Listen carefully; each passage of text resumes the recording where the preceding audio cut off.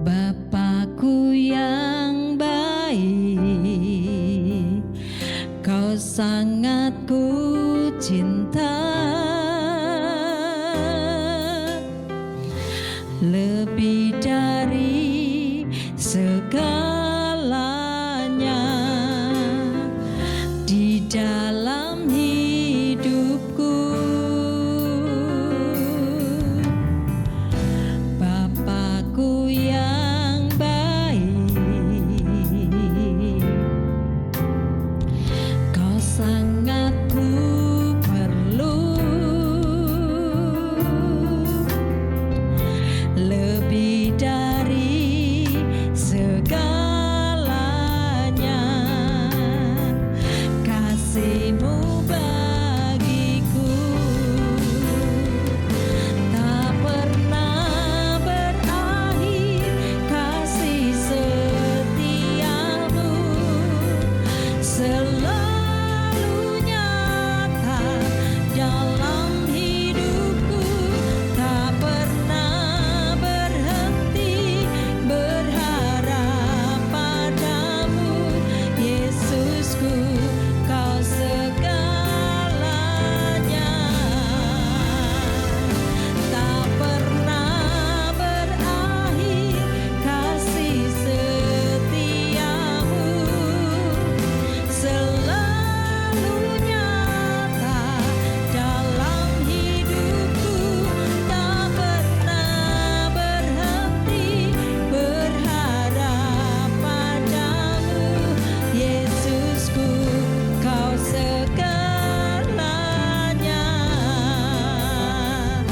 Yesusku, Kau segalanya, Yesusku, Kau segalanya.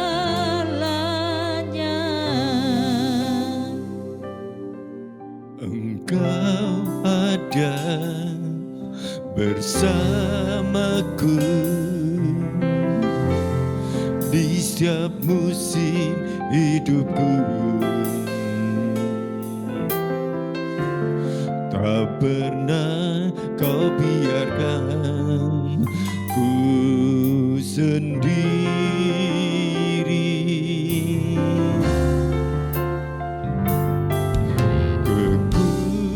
Kekuatan di jiwaku adalah bersamamu, tak pernah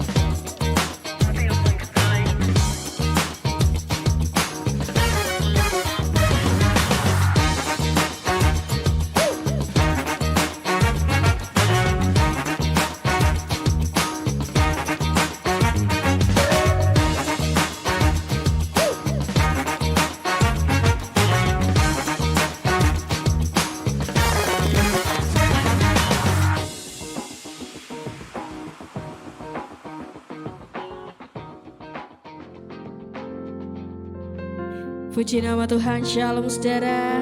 Bagaimana pagi hari ini, luar biasa. Puji Tuhan. Mari saudara, sebelum kita mengawali hari kita, sebelum kita mengawali setiap aktivitas kita pada pagi hari ini, kita mau sama-sama datang pada Tuhan. Kita mau sama-sama mengucapkan syukur kita atas hidup yang sudah diberikan pada Tuhan atas setiap kita. Mari saya ajak saudara untuk kita bisa bersatu hati. Kita mau datang ke hadirat Tuhan pada pagi hari ini. Tuhan, Terima kasih Tuhan atas hidup yang telah Engkau berikan untuk setiap kami Tuhan. Kami percaya Tuhan, hidup kami Engkau pilih sedemikian rupa Tuhan. Engkau jadikan sesuatu yang baik Tuhan terjadi atas hidup kami. Pada pagi hari ini Tuhan, kami mau nyatakan betapa besarnya kasih-Mu Tuhan. Kami mau datang masuk ke hadirat-Mu Tuhan dengan ucapan syukur Tuhan. Kami mau masuk ke dalam hadirat-Mu Tuhan dengan penuh kasih Tuhan, dengan hati yang penuh Tuhan, dengan kerinduan untuk melayani Engkau dan menyembah Engkau Tuhan. Terima kasih Tuhan, kami mau masuk ke hadirat-Mu Tuhan. Saat ku masuk ke hadirat-Mu, bawa persembahan ke tempat kudus-Mu. Pujian ku naikkan, sembah ku berikan bagi-Mu Allah yang mulia. Kau layakan ku menghampiri-Mu, melihat tata kemuliaan-Mu Tuhan. Pujian ku naikkan, sembah ku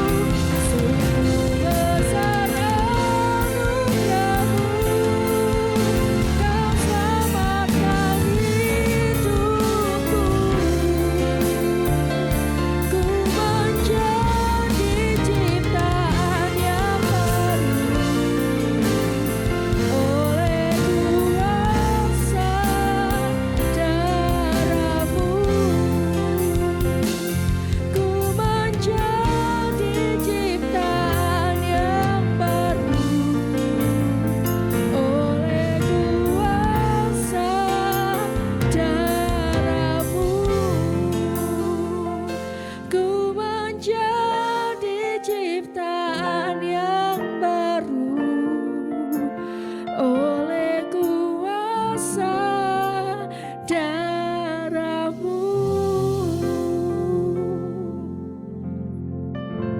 Oleh kuasa darah-Mu ya Tuhan, kami ada sampai hari ini karena oleh kuasa darah-Mu.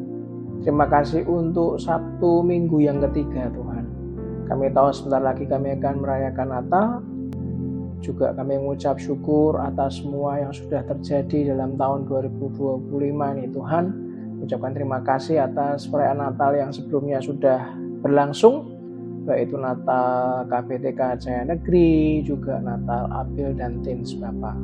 Terima kasih Bapak, semua dalam lindungan-Mu, semua berbahagia. Kami semua bersuka cita karena Engkau menyertai kami semua Tuhan. Pagi hari ini ajari kami lebih lagi Bapa, untuk kami mengenal Engkau ya Tuhan. Ajari kami untuk semua perbendaharaan-Mu Tuhan. Kami sungguh-sungguh menyerahkan kehidupan kami dalam perbendaharaan-Mu.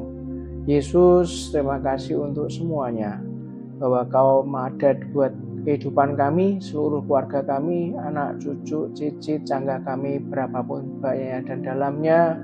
Engkau yang ada dari awal dan Engkau yang ada sampai akhir Bapak. Kaulah Alfa dan Omega dalam kehidupan kami. Tidak lupa Tuhan bahwa kami sungguh berdoa untuk yang lemah Tuhan, keluarga besar. Selamat pagi sahabat jemaat, selamat pagi sahabat yang tubuhnya masih lemah. Tuhan Kau kuatkan di dalam nama Tuhan Yesus Kristus. Yang sakit Tuhan Kau sembuhkan, Kau pulihkan Tuhan. Sampai pulih total, tidak ada satupun yang tersisa Tuhan. Kau sembuhkan semua seluruh organ-organ tubuh kami Tuhan.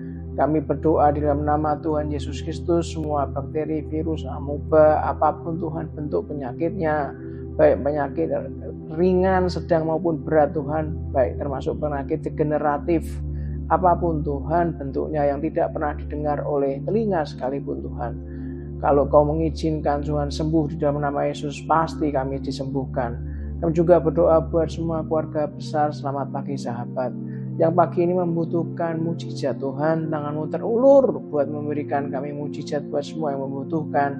Kami juga terus Tuhan berdoa untuk setiap kelepasan kami dari belenggu, dari terikatan, apapun bentuk keterikatan kami Tuhan. Pagi hari ini kami Kau ajari terus untuk terus mengucap syukur, untuk terus berbuat baik, untuk terus melakukan kehendak-Mu Tuhan. Karena kami tahu orang yang mengandalkan Engkau setiap hari hidupnya tidak pernah akan dikecewakannya. Di dalam nama Tuhan Yesus Kristus, biarlah pagi hari ini Tuhan, urapi lidah bibir hamba-Mu Tuhan untuk bisa sharing, untuk bisa berbicara hanya dari isi hati-Mu saja. Ajari kami semua keluarga besar, selamat pagi sahabat Tuhan, untuk mampu menangkap dengan bahasa mudah dan sederhana yang bisa dimengerti, sehingga roh kami lompat Tuhan. Roh kami sungguh-sungguh diubahkan. Ada transformasi dalam kehidupan keluarga kami. Di dalam nama Yesus, kita semua yang percaya, katakan dengan iman. Amin, amin, amin. Shalom Bapak Ibu semuanya. Selamat pagi. Kita berjumpa lagi di minggu yang ketiga, di Sabtu minggu yang ketiga.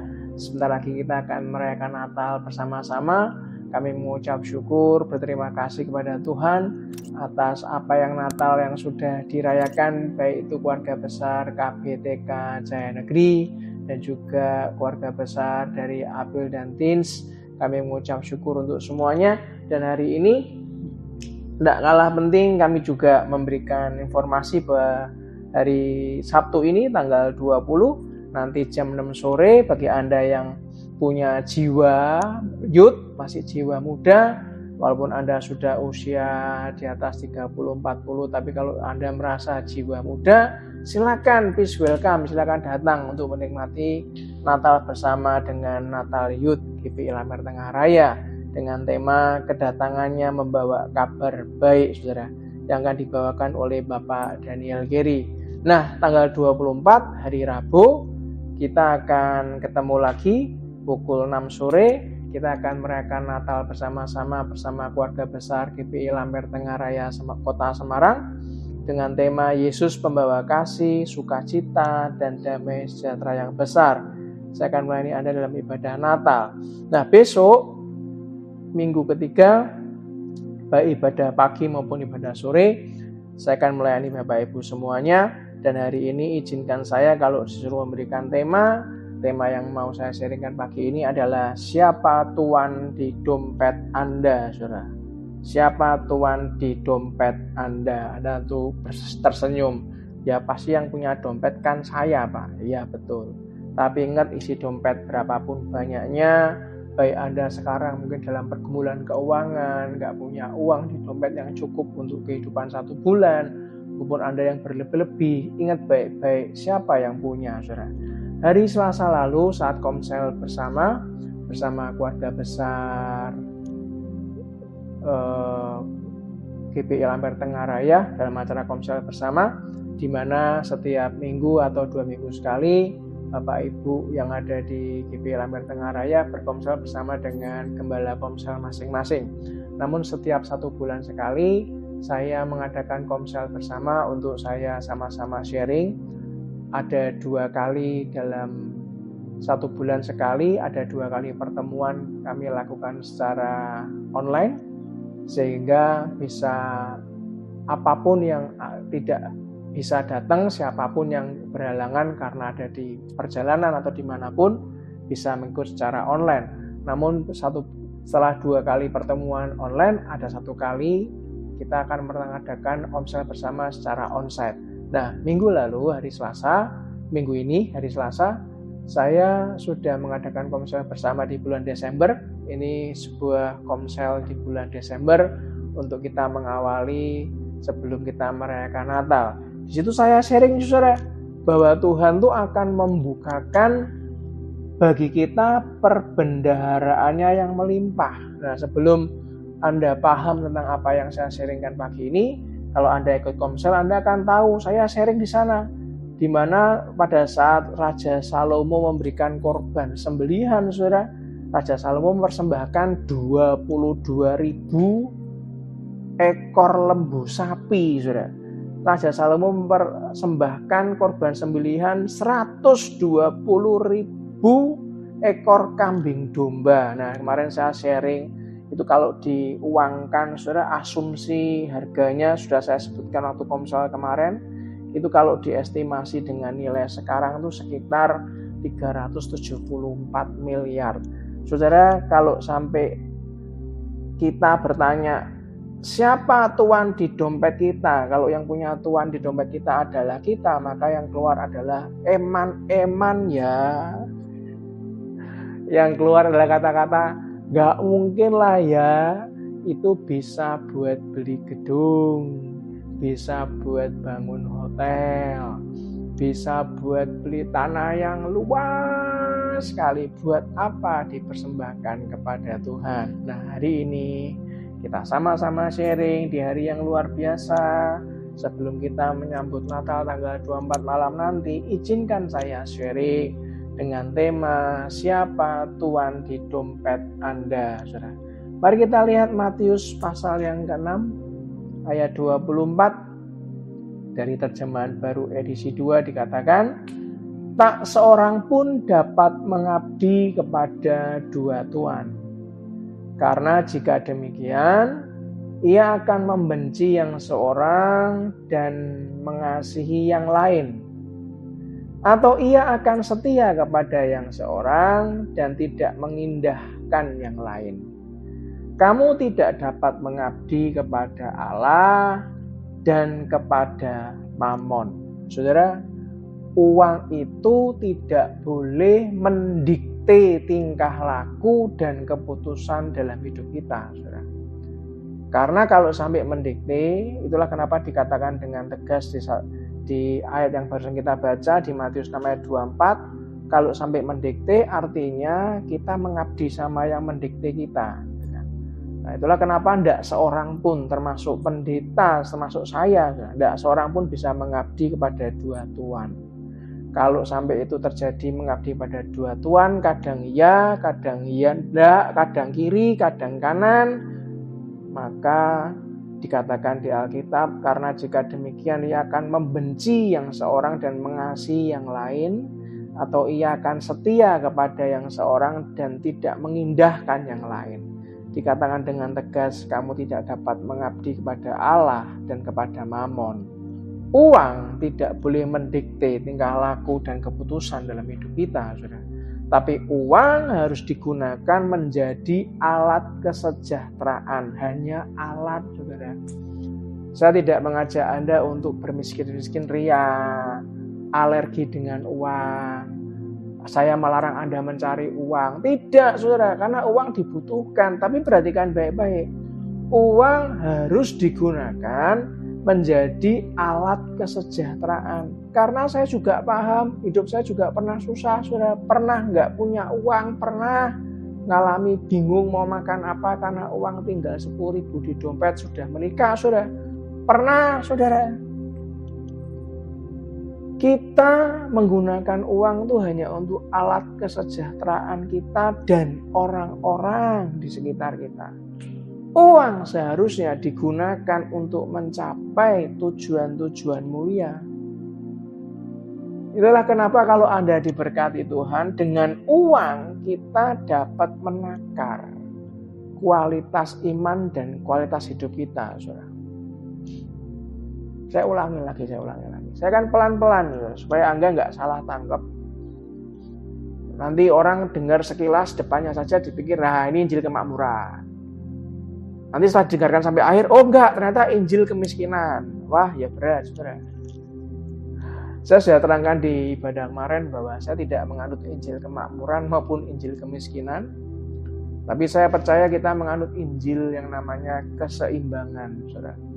Pada saat wanita mengurapi Yesus dengan minyak narwastu yang mahal, menyeka kakinya dengan minyak narwastu, saudara. Apa yang dikatakan oleh bendahara Yesus yang namanya Yudas Iskariot? Pemborosan. Lebih baik disimpan uang itu untuk diberikan kepada orang miskin. Itu kata Yudas Iskariot. Anda kan tahu Yudas Iskariot kan koruptor, saudara. Sebetulnya hatinya dia nggak ada keinginan memberikan kepada orang miskin, itu nggak ada.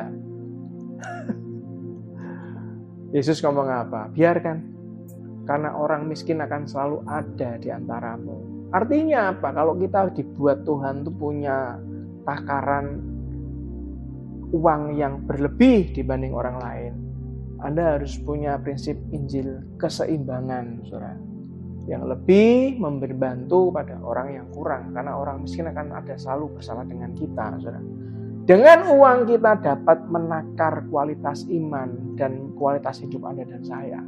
Nah, pertanyaannya adalah, apakah kita punya keseimbangan dalam menjalani kehidupan? Itu pertanyaannya, saudara. Apakah kita punya ketergantungan pada uang atau kita punya ketergantungan pada Tuhan? Nah, itu yang harus dijawab.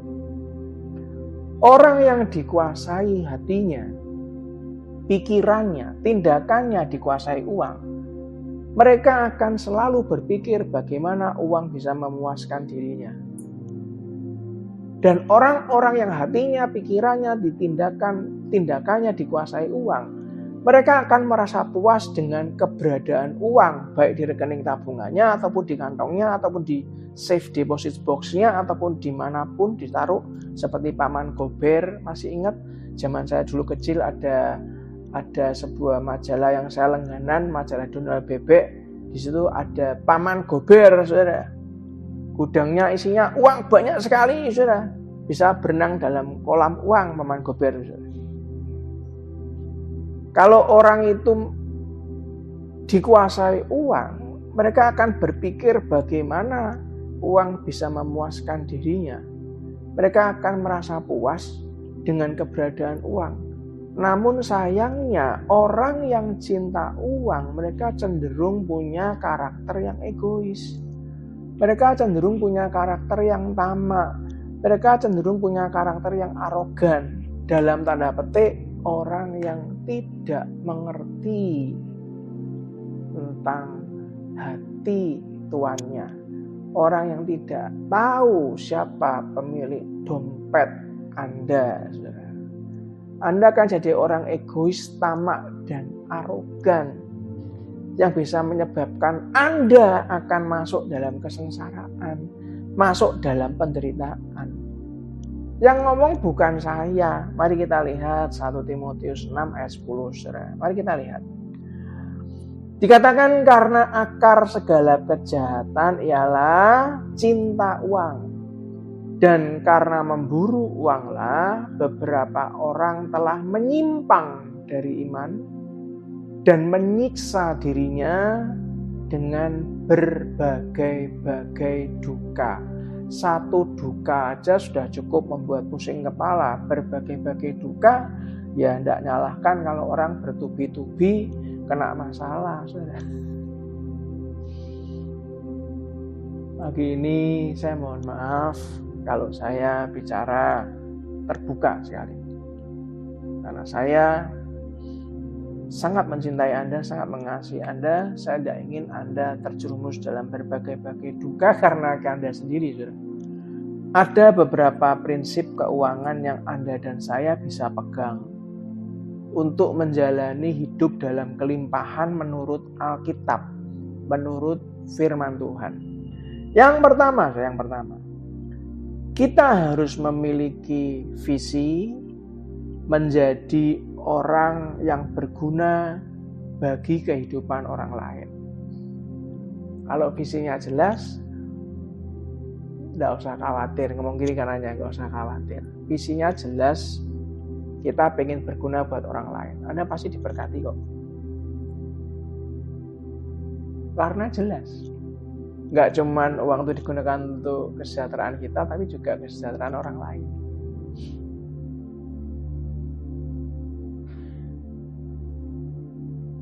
Inilah kenapa nanti Anda akan jelas, saya akan sharing perlahan-lahan, saudara. Saya ingin pagi ini kita tuntas. Besok saya akan sharing dengan Bapak Ibu semuanya, keluarga besar GPI Lampir Tengah Raya dengan tema kaya karena Tuhan cukup. Nah, sebelum ke sana ya kita harus clearkan dulu hari ini. Siapkan tubuh, jiwa, raga kita, tubuh, jiwa dan roh kita untuk besok sama-sama beribadah, minggu ketiga. Misalkan layani Anda di ibadah pagi jam 9 dan juga ibadah sore jam 5 sore. Mari kita lihat Ulangan 8 ayat 14. Lalu kita langsung lompat ke ayat 17 dan 18.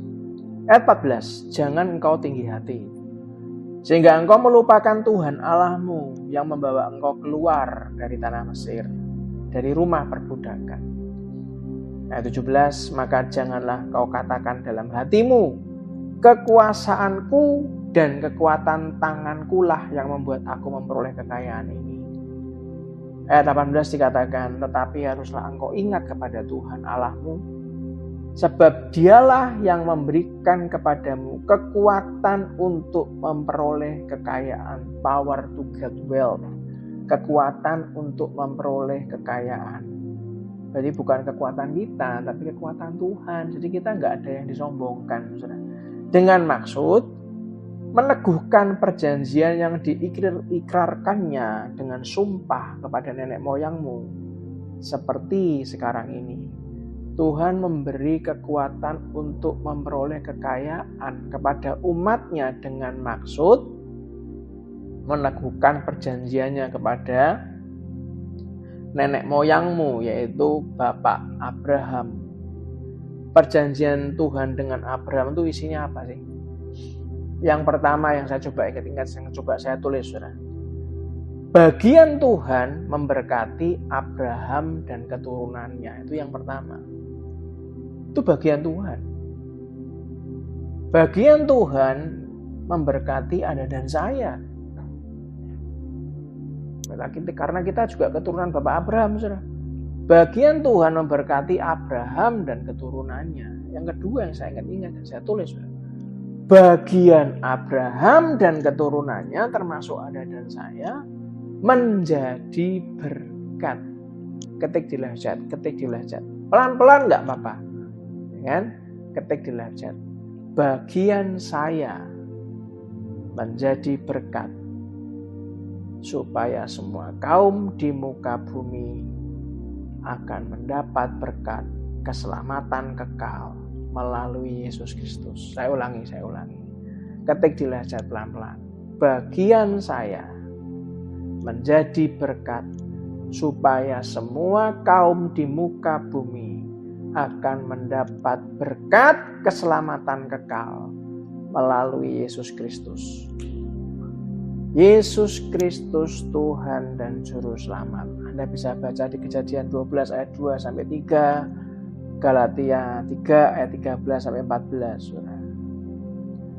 Kalau Anda paham prinsip ini, Anda tidak akan keluar dari jalur yang benar. Saudara.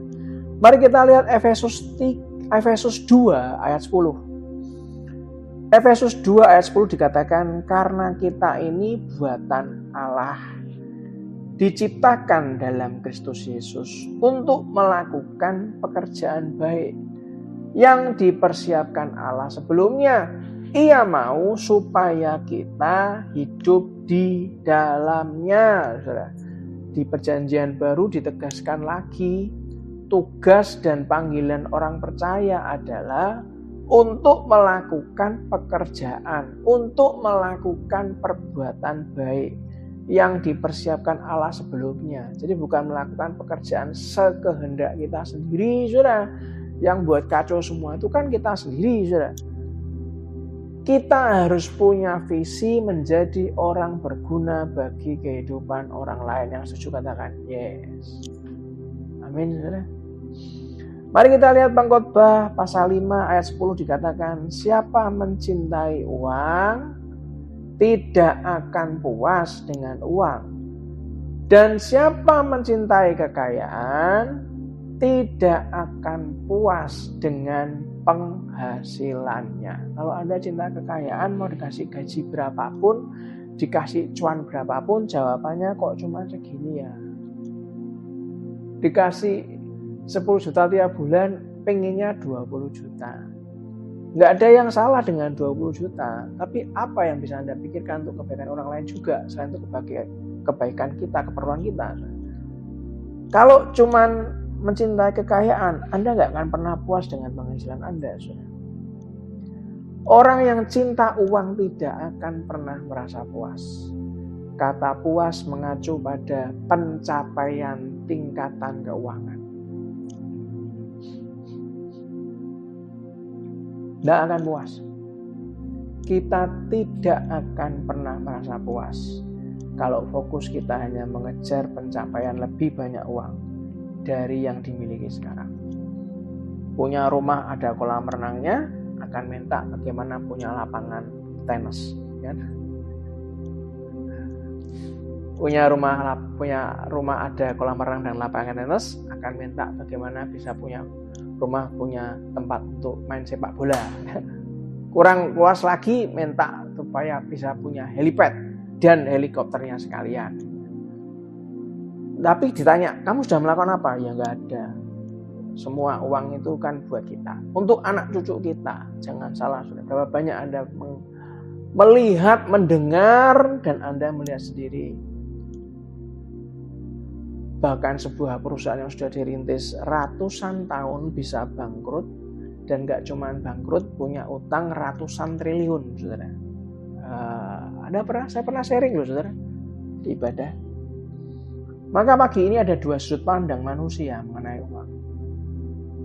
Ada dua sudut pandang manusia mengenai uang. Yang pertama, ada orang punya ngomong kayak gini sudut pandangnya. Saya akan berbahagia kalau saya punya uang. Di situ saya kasih tanda kurung, to have. Saya akan bahagia kalau saya punya uang. I have money. Itu bahagia. Yang kedua, sudut pandang yang kedua, sudut pandang manusia mengenai uang adalah, saya akan berbahagia kalau saya menjadi orang yang bisa menggunakan uang untuk tujuan-tujuan yang mulia. Saya berikan tanda kurung di sana, to be. Rasanya senang sekali bisa menggunakan uang untuk tujuan-tujuan yang mulia. Minggu lalu waktu laporan pembangunan bendara di tempat kami, di bandara, koordinatornya Ibu Ferawati Hartono menampilkan cuplikan saat membangun. Habis menampilkan cuplikan, saya melihat matanya berkaca-kaca. Sebetulnya saya juga berkaca-kaca, istri saya juga berkaca-kaca. Sebetulnya kami itu terharu. Kenapa? Bukan karena kami bisa membangunnya, bukan. tapi perjuangan untuk menundukkan hati kami, supaya apa yang kami bangun nantinya itu berguna buat anak cucu kami ke depannya. Saudara. Amin. Jemaat wajahnya bersuka cita.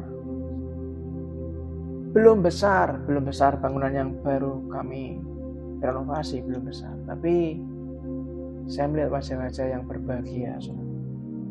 Karena kami menggunakan uang itu dengan tujuan yang mulia, saudara. Nah, hari ini kita akan perdalam, saudara, supaya kita tahu siapa Tuhan dari dompet kita. Matius 6 ayat 33 ngomong gini, tetapi carilah dahulu kerajaan Allah dan kehendaknya. Dalam terjemahan baru edisi pertama, carilah dahulu kerajaan Allah dan kebenarannya, maka semuanya itu akan ditambahkan kepadamu. Di terjemahan baru edisi 2 dikatakan, tetapi carilah dahulu kerajaan Allah dan kehendaknya, maka semuanya itu akan ditambahkan kepadamu. Uang tuh seharusnya nggak perlu dikejar sampai soro banget. Karena uang itu akan mengikuti kita kalau kita memiliki kerajaan Allah.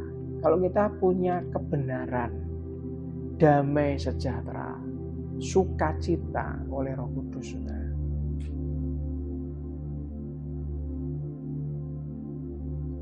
Bagi Anda yang ikut komsel bersama dan juga Anda datang di ibadah sore minggu lalu, Anda paham tentang apa yang dilakukan oleh Raja Hizkia.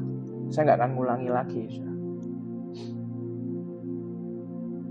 Karena Raja Hizkia itu termasuk, kalau kita pelajari, termasuk orang yang egois, memikirkan dirinya sendiri. Dia tidak pernah memikirkan keturunannya. Bahasa kasarnya, tidak berkenan di hadapan Tuhan, nggak apa-apa. Yang penting saat zamannya dia aman-aman saja. Dia nggak memikirkan bagaimana nasib anak cucunya. Kalau Anda terus mencari kerajaan Allah dan kebenarannya, Anda akan menjadi orang yang bisa dipercaya oleh Tuhan. Anda akan jadi orang yang dipercaya oleh Tuhan, bahkan dipercaya oleh banyak orang. Karena kita punya kualitas karakter dan keahlian yang lebih baik. Terus dibuat karakter dan keahlian lebih baik terus dibandingkan hari kemarin. Terus lebih baik. Karena Tuhan percaya dan banyak orang percaya kepada Anda dan saya. Amsal 28 ayat 20 ngomong apa? Orang yang dapat dipercaya mendapat banyak berkat. Tetapi orang yang ingin cepat menjadi kaya tidak akan luput dari hukuman. Kebahagiaan kita yang sesungguhnya itu bukan ditentukan dari berapa banyak uang yang kita pegang. Kita punya uang di tabungan, dipegang, nggak pernah digunakan, ya buat apa, ya kan? Tapi bagaimana kita menggunakan uang untuk menjadi orang yang berguna bagi kehidupan orang lain, bukan kita sendiri, tapi bagi kerajaan Allah dan juga kehidupan orang lain. Kalau Anda sering mendengarkan kisah anak kecil pemilik dua ikan dan 5 roti. Saat Yesus memberi makan ribuan orang, 5.000 orang laki-laki. Ada anak kecil ngasih 5 roti dan 2 ikan. Bagi saya, anak kecil ini seorang pahlawan, seorang hero. Kenapa? Karena anak kecil ini berani menyerahkan segala milik kepunyaannya kepada Tuhan Yesus. Gara-gara anak kecil ini sampai 5.000 orang laki-laki, tidak termasuk perempuan dan anak-anak, bisa menikmati makan malam mereka. Saudara. Poin yang kedua yang ingin kita bahas pagi hari ini. Kita harus berpegang pada prinsip rasa cukup dan rasa puas, saudara. Mari kita lihat Ibrani 13 ayat 5. Ibrani 13 ayat 5 dikatakan, janganlah kamu menjadi hamba uang dan cukupkanlah dirimu dengan apa yang ada padamu. Karena Allah telah berfirman, aku sekali-kali tidak akan membiarkan engkau dan aku sekali-kali tidak akan meninggalkan engkau. Saudara, itu artinya kita kita ini didesain, kita ini dirancang Tuhan bukan untuk jadi hamba uang. Nah kalau Anda merancang diri Anda menjadi hamba uang, rancangan Anda sendiri, ya Anda yang kena masalah. Saudara. Karena kita ini didesain, kita dirancang bukan untuk menjadi hamba uang. Ibrani 13 ayat 5 ngomong gini, janganlah kamu menjadi hamba uang. Terus dikatakan jangan. Dan cukupkanlah dirimu dengan apa yang ada padamu. Saudara. Artinya orang dapat menggunakan uang itu untuk tujuan-tujuan mulia dan kesejahteraan hidup banyak orang.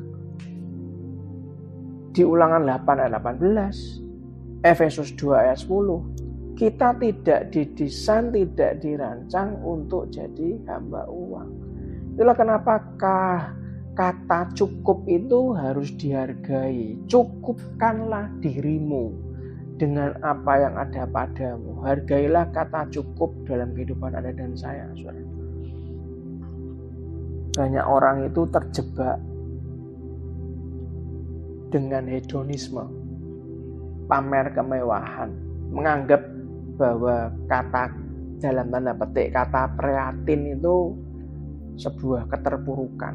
Oh masih prihatin saya, ngirit, masih minus itu berarti kamu terpuruk, sedang di lembah. Banyak orang terjebak dengan materialistis. Hidupnya selalu orientasinya pada uang dan kebendaan, barang-barang yang dia punyai. Itulah hargai kata cukup. Kecukupan Anda dan saya itu harusnya jadi kelebihan bagi orang lain. Tapi kenyataannya banyak orang itu tidak terbiasa dengan kata cukup dan lebih menghargai kata lebih dibandingkan kata cukup. 2 Korintus 8 ayat 13-14 ngomong gini. Sebab kamu dibebani bukanlah supaya orang-orang lain mendapat keringanan, tapi supaya ada keseimbangan. Jadi kita tuh menganut sistem teologi keseimbangan. Jadi jangan jadi beban.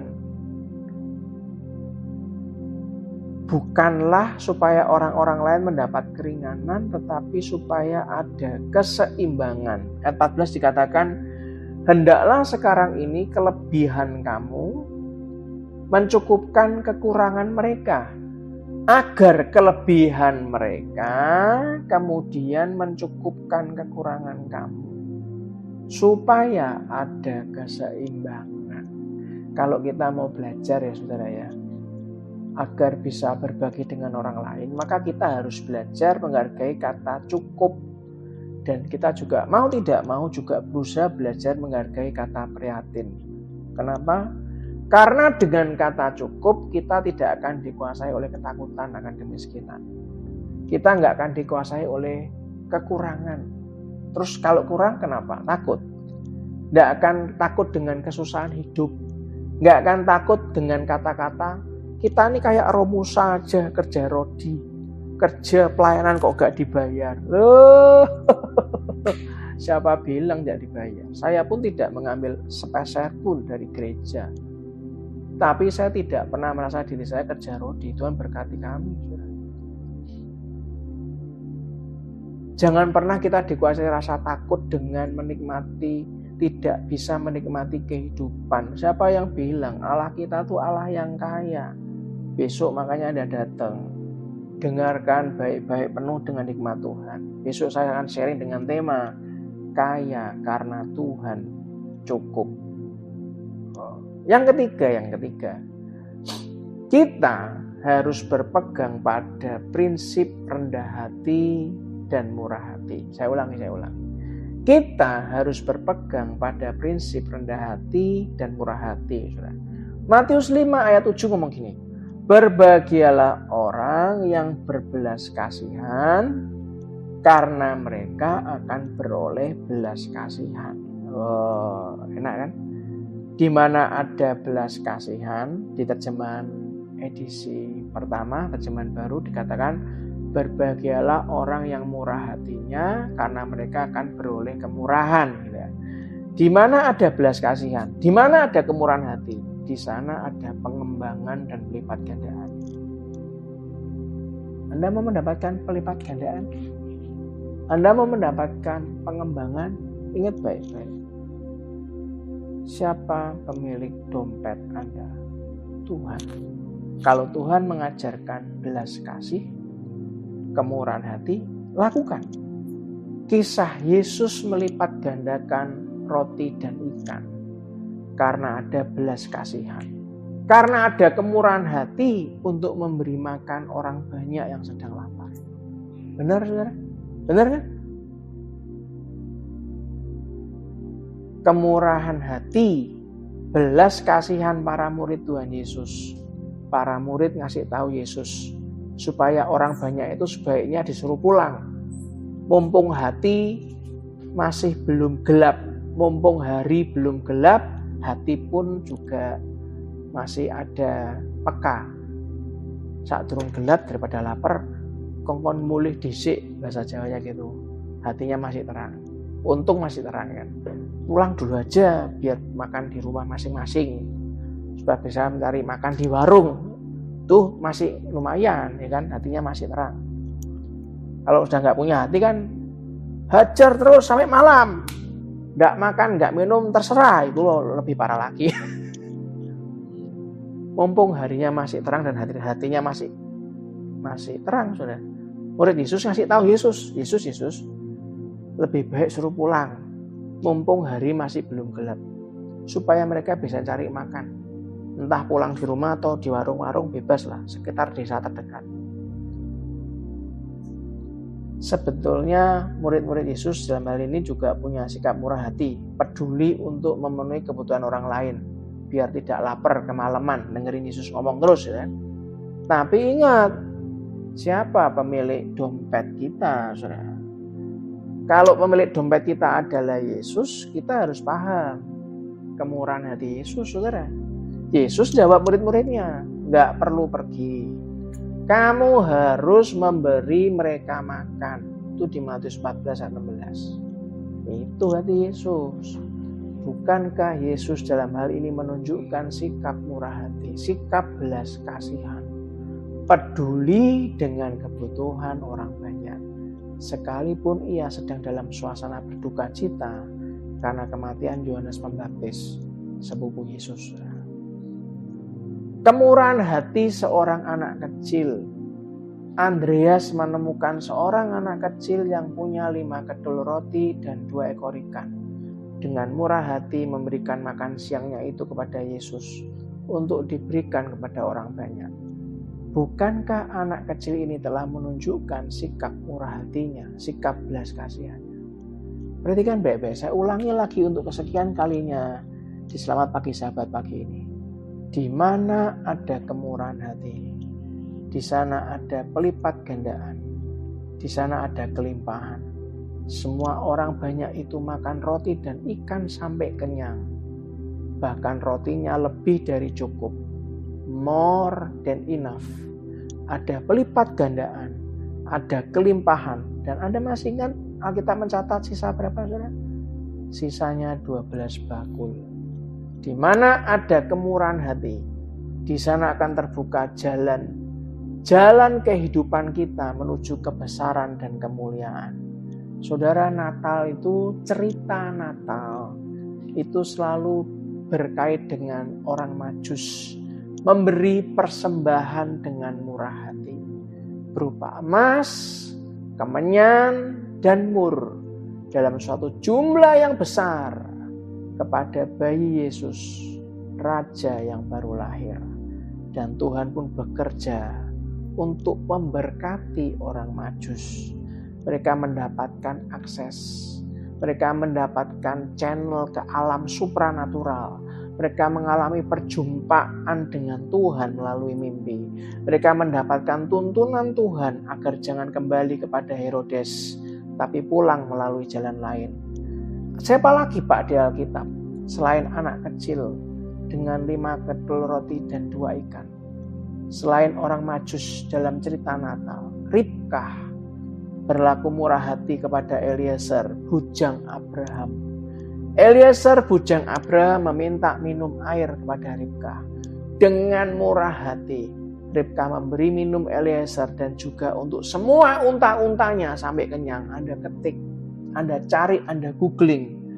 Unta kenyang minum berapa galon air. Nanti Anda akan ketawa terbahak-bahak.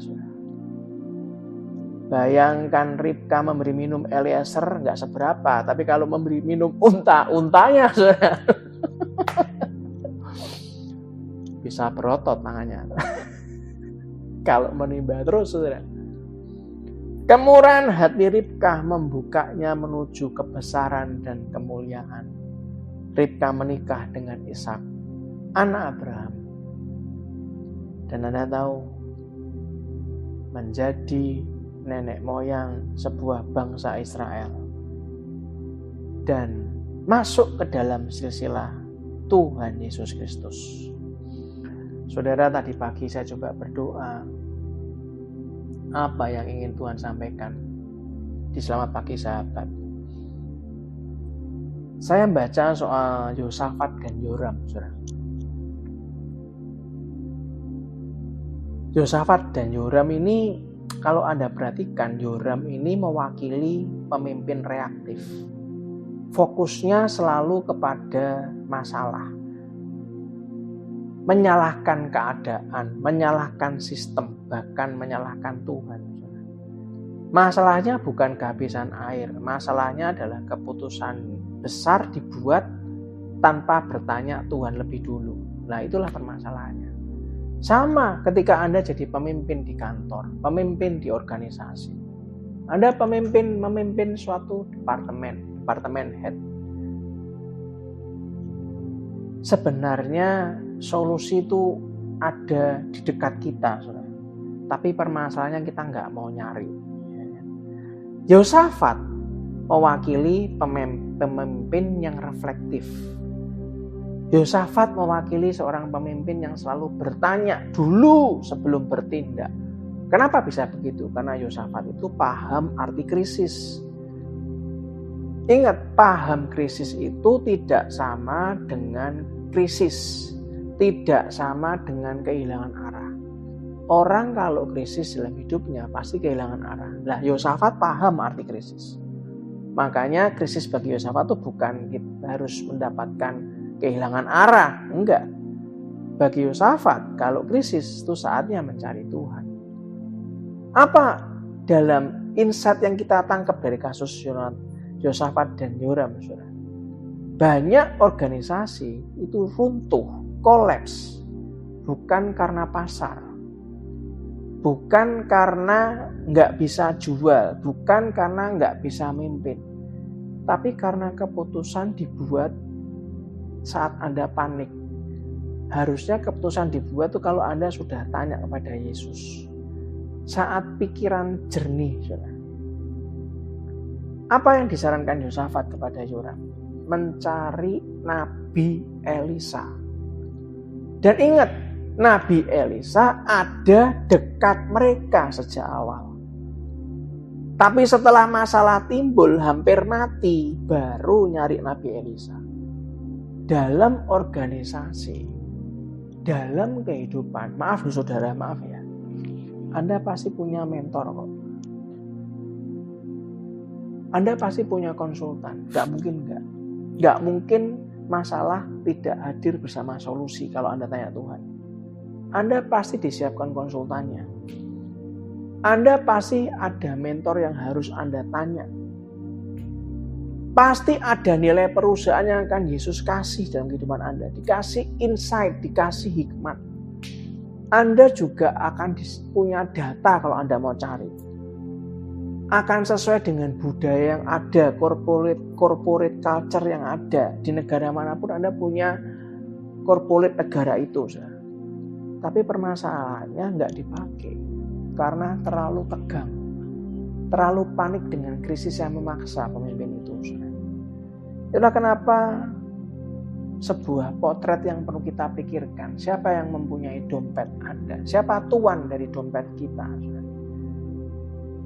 Potret pemimpin yang meninggalkan ladang pelayanannya sendiri. Alasannya banyak. Bukan bidang saya. Gak ada duitnya. Males pelayanan. bosen. Saya minta sesuatu yang lebih besar, yang wow. Begitu masuk krisis, tegang. Anda bisa mengarang-arang cerita apapun untuk keluar dari pelayanan. Anda bisa mengarang-arang alasan apapun untuk Anda untuk tidak lagi Yesus-Yesusan. Perhatikan baik-baik, siapa pemilik dompet Anda? Kalau pemilik dompet Anda adalah Tuhan, Anda harus paham siapa pemilik tanah Anda. Anda harus paham pemiliknya adalah Tuhan. Itulah kenapa jangan lupa kalau pemilik dompet itu adalah Tuhan. Tuhan sanggup menggali di banyak tempat. Tuhan sanggup memberikan banyak usaha. Sanggup memberikan banyak cara untuk Anda bisa bekerja keras sesuai dengan kehendak Dia. Sanggup untuk membersihkan apa yang selama ini kotor dalam hatimu dan hatiku. Sanggup untuk menata yang kacau, yang tidak pernah tertata selama ini. Karena mata kita tertutup untuk menata. Tuhan sanggup memberikan hikmat. Tuhan sanggup memberikan ketekunan. Dan Tuhan sanggup untuk mengatur waktu untuk kita belajar untuk tidak terburu-buru. Ingat baik-baik. Siapa pemilik dompet kita? Pastikan bahwa dompet itu selalu terisi ataupun kosong selama pemiliknya adalah Tuhan. Hidup Anda dan saya tidak akan pernah dikecewakannya. Yang Yesus katakan, yes. Banyak pemimpin kehabisan solusi. Banyak orang kehabisan jalan keluar. Padahal firman Tuhan, hikmat Tuhan sudah duduk di dekat mereka. Tapi tidak pernah digunakan. Dompetmu kosong, Tuhan punya dompet yang lebih besar di dekatmu. Namun kau tidak tahu dan kau tidak pernah gunakan. Pagi hari ini saya mengajak Anda untuk terus ayo mendekat kepada Tuhan. Bahaya itu bukan orang yang banyak dosa, bukan. Bahaya itu justru orang yang gak pernah merasa berdosa.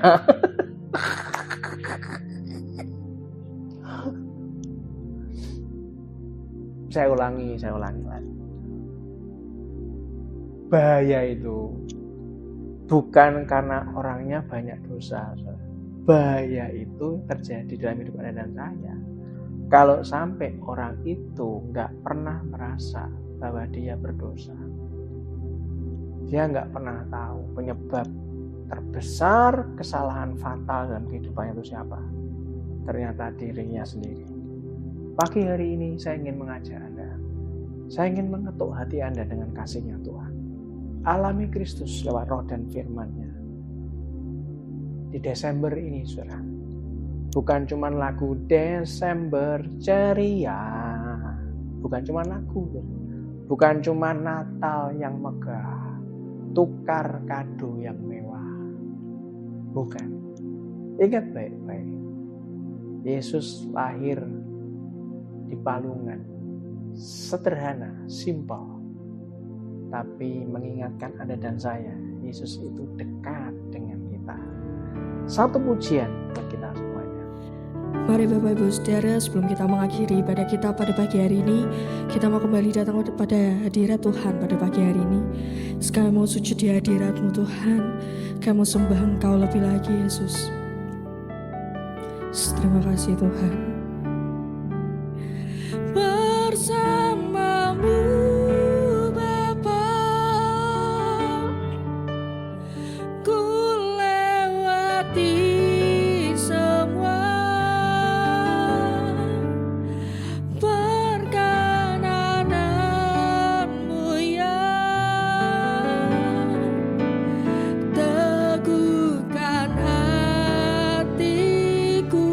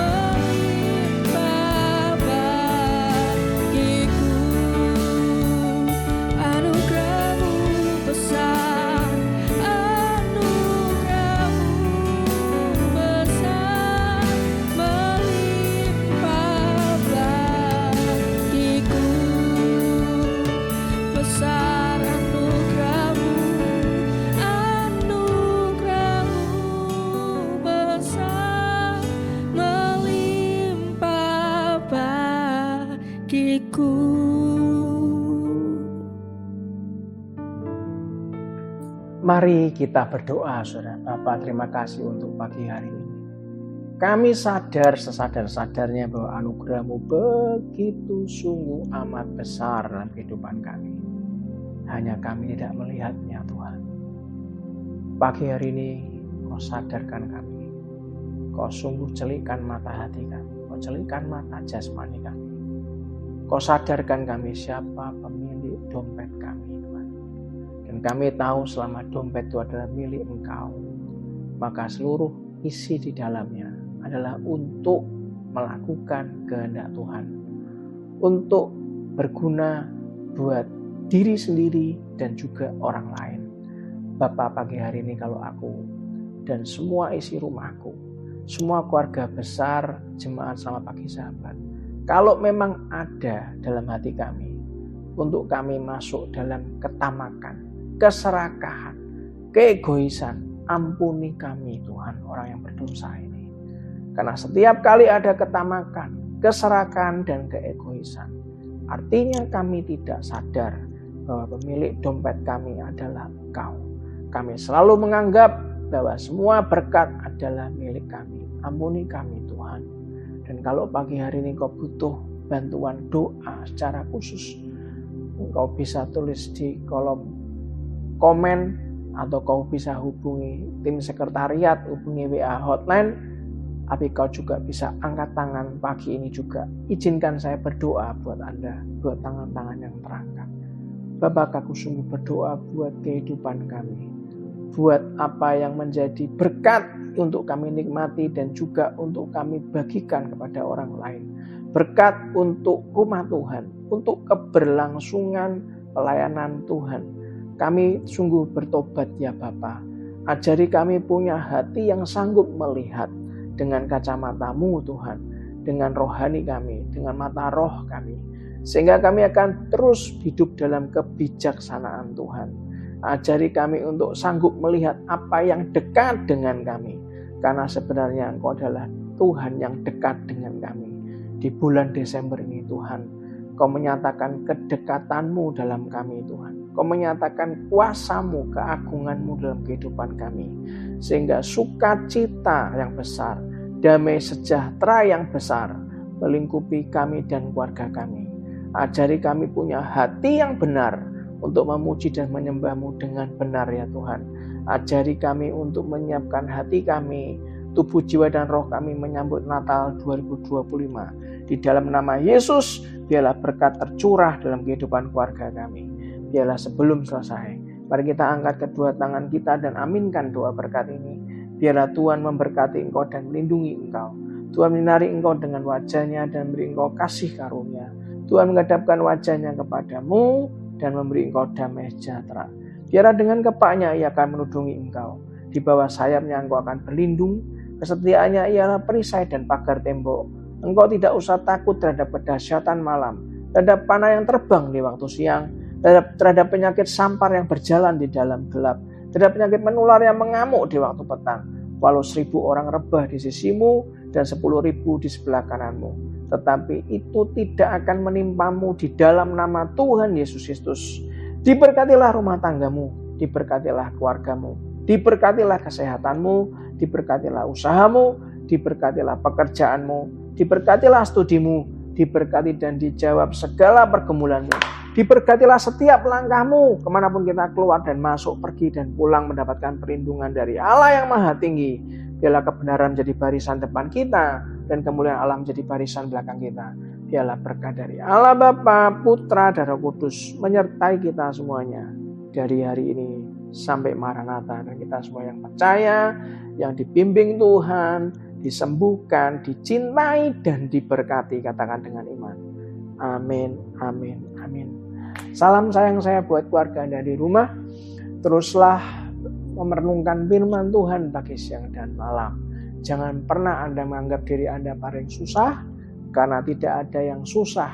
Karena semua itu hanya butuh kejelasan dari bagaimana cara melihat Tuhan memandang, bagaimana cara kita dekat kepada Dia, sumber dari segala yang ada, pencipta langit dan bumi. Dia memberkati, matanya melihat sampai ke seluruh penjuru bumi menembus ke langit dan sampai ke dasar bumi, ke dalam dunia orang mati. Semua dia punya, saudara. Sampai ketemu besok. Untuk 2 kali ibadah, Anda bisa ajak keluarga Anda. Kalau Anda melihat bahwa sharing selamat pagi sahabat hari ini dibutuhkan oleh teman Anda, sahabat Anda, kolega Anda, teman kantor, ataupun siapapun yang Anda merasa ini dibutuhkan oleh orang tersebut, saya beritahu dengan segala kerendahan hati bahwa share untuk YouTube GPI Lampir Tengah Raya selamat pagi sahabat pagi ini itu share itu gratis saudara. Sama juga dengan subscribe dan juga like, itu semuanya gratis. Dan kita percaya semoga pelayanan ini terus dipakai Tuhan untuk melayani ke seluruh penjuru bumi dan semua yang ada itu untuk kemuliaan nama Tuhan. Terima kasih untuk semuanya. Tuhan Yesus memberkati.